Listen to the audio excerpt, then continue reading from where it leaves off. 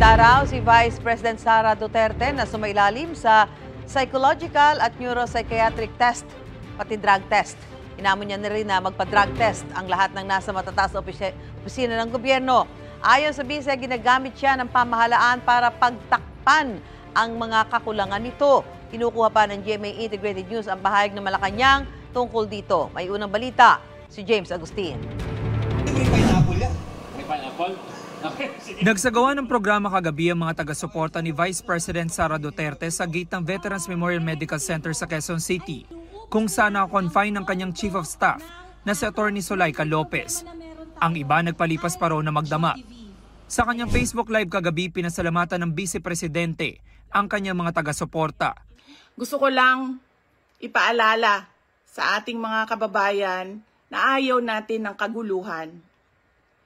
Na tayo ay may karapatan sa peaceful assembly at tayo ay may karapatan na magsalita kung ano yung nararamdaman natin at gusto nating makita mula sa ating gobyerno. Sabi ng bise, handa siya magpa-psychological at neuropsychiatric test, maging drug test.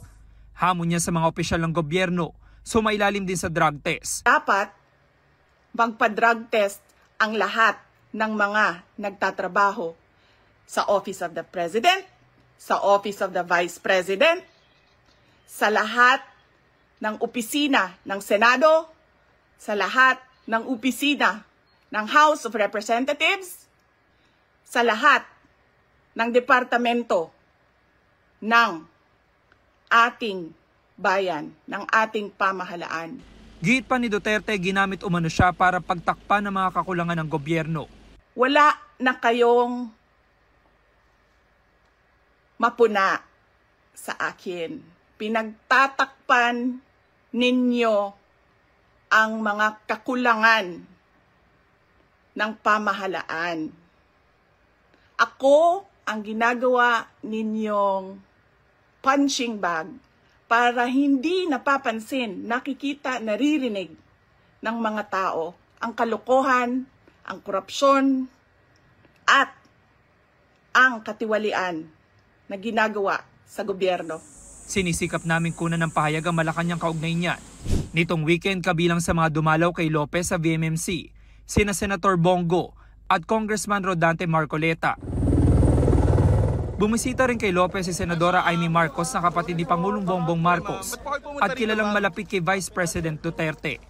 Nananatili namang kasama ni Lopez sa ospital si Senator Bato de la Rosa. Yung doktor ng House of Representatives ata na mamalo-up sa kanyang status.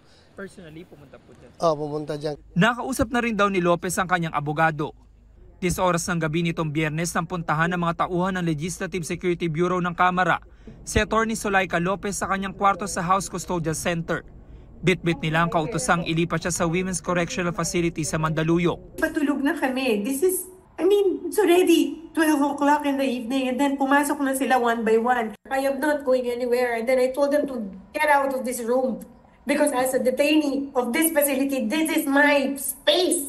I have a chronic backache because I am so scared. Hindi lang to harassment. This is really a threat to my life.